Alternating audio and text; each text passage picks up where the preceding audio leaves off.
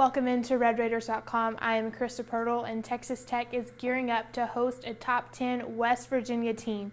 Now, West Virginia last week defeated number 1 Kansas at home, went on the road, barely lost to then number 2 Oklahoma, and then this week, earlier on Wednesday, dropped a home game to Texas. So West Virginia is really looking to rebound after a tough loss to Texas. And one thing that when the name West Virginia comes up during basketball season is what the Mountaineers are now known for, and it's Press Virginia. Why? Because they full court press teams. They put a lot of defensive pressure, both full court and half court.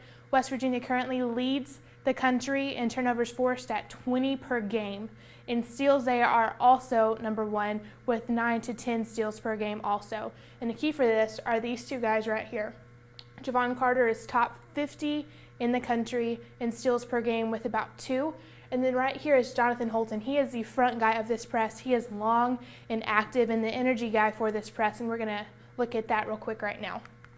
So first off, let's say these red O's right here, this is the offense. So maybe Tech sets up like this in a press break, maybe not. The guy throwing the ball in here, the 2 guards, usually the 5-man right here, and then another person. So you have 2 guards here for West Virginia, Holton on the ball, very active, and then their 5-man here, Devin Williams, and then 23 Ahmad right here. Now, what is key when West Virginia runs this press is watch how Holton is active. He doesn't just stand there with his arms up like, yeah, I'm going to try to block you, but you're going to throw it in anyways. He is very active, jumping around, 6'7", 6'8", long arms, long legs, everywhere. So whoever's throwing the ball in for Texas Tech, maybe pass fake and get it somewhere else to let him loosen up. So let's say that this guy cuts. However, also, if these 2 guys screen, both these guys are guards, so they're just going to switch it. So if this guy comes out here and gets open, he'll get the ball. And then what happens usually is the offensive, their 5-man, is going to run back to the basket. Williams is going to follow. Always someone has to be guarding the basket, and Williams is going to take that job. Then this guy can also kind of run down a little bit, but he's not going to get all the way down. Ahmad 23 is going to follow. Then this guy usually just for spacing purposes, because if he stays here and this guy has the ball here, then that's got 3 defenders right on top of the ball, and that's not going to be a help. So spacing is key, and that's what you see when someone off the ball kind of runs off to the side. 4 is going to go with him, but he's not going to stick with him. He's going to stay, and I'll show you that in a second. Then this guy's going to come in. Usually that person becomes the trailer. Why? Because they stay behind the ball, so there's usually a safe outlet pass. And however this person plays is how Holton is going to defend it. Now, when this guy has the ball, against this type of press, what he wants to do is always dribble with his head up to see where the defense is coming, which offensive guys are open, and plus he wants to keep the ball in the middle of the court. He wants to stay out of this area.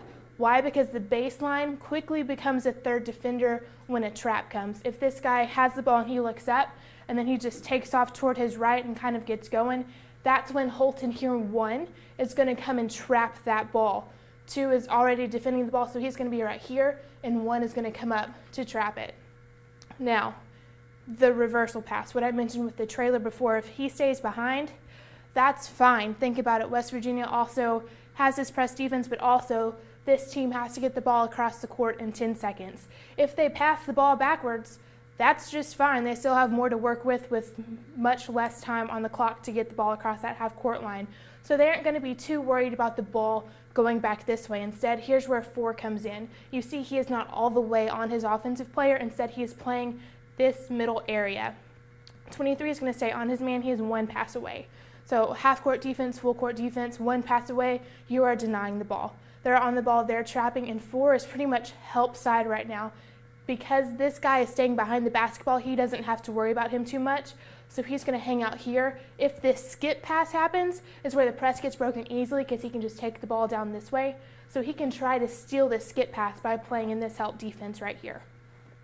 So if he reverses the ball here, it's a quick go off for Holton. He doesn't have to worry about switching with anybody else or anything. It's just an easy pass backwards, and he can go back that way. However, if the trailer does get ahead of the ball, that's when 4 really, you see him here, he's in great position to defend if the ball goes back here, and also his man 23 is still going to stay here, and 41 has to guard the basket because if no one does, wide open layup. You saw that against Kansas. Perry Ellis got stuffed pretty badly on that play, but they can get the ball down and go to the free throw line. So if the ball gets passed to this guy, you see 4 come over. And now here's where a plethora of things can happen. And West Virginia always plays this defense a little differently. There's never one set way they can do it. But you can do a little fly switch basketball is when he flies over, then he's going to switch off and go somewhere else. So 2 can go and try to play this guy. 23 can roam this midcourt line right here and switch over. 1 can go over usually. They might play both of these guys on the ball to add some extra pressure and see where it's going to go. But you just never can tell with West Virginia. That is why Huggins has been so successful with this press. There are so many different options. Now for Texas Tech, we're going to break this down real quick. Lawrence Odiase is out for 6 weeks, maybe 3 weeks hard cast, 3 weeks soft cast. It's just going to depend on how things go. However, with him out, that leaves Texas Tech with Zach Smith, Aaron Ross, and Matt Temple are basically the 3 main big guys that Tech has left. What can happen? They can play small like they did at TCU, bring Justin Gray in at the 4. Now, we talked about this in the non-con portion of the season. Texas Tech went small and it worked well. Against West Virginia, that might be some area of concern with big guys like Williams, Ahmad. You've got Nathan Adrian who comes in. So depending on size, we'll see how it plays out. But if Texas Tech does go small, that gives them 5 ball handlers on the floor. Keenan Evans can handle the ball. Devontae Williams can handle the ball. Todrick Gocher, currently leads the league in assist-to-turnover ratio with 18 assists to only 2 turnovers so far in conference play. He can handle the ball.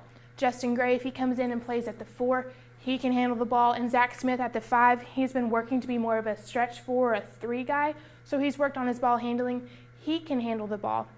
So if Texas Tech does go small, that gives him, I wouldn't say a foot up, but it gives them a better chance to beat this press. But what happens when teams do beat this press? They need to be in control because West Virginia is great at taking charges. So if they are out of control, driving the lane and the defender is set, that's a charge, turnover, ball's going the other way. So if Texas Tech does break the press, they really need to get it in control and play smart basketball. So that is pretty much how it would look if Texas Tech had it.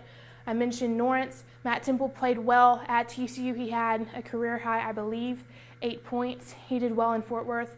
Now the deal with Rokas, Coach Smith said he doesn't have a timetable on when he would say, okay, if I haven't taken his red shirt off him at this point, then we're just going to leave it be. So he's still trying to decide how much playing time he'll get, how much of an asset he will be, because all the other guys came to campus in the summer, went to Canada, and they've been working for a long time together. Rokas came in maybe mid-September, and so he is a bit behind the level of everybody else. So Coach Smith is keeping that in perspective. Now, I could keep going on to all the facets of this top 10 opponent that comes in Saturday at noon at the USA, but you probably are going to want to turn this off right now because it's been a long video. Instead, go to LubbockOnline.com and RedRaiders.com. We've got a notebook up on this game. This video will be there, and also a Q&A with Devin Thomas you won't want to miss. So for now, I'm Krista Pirtle. Thanks for watching.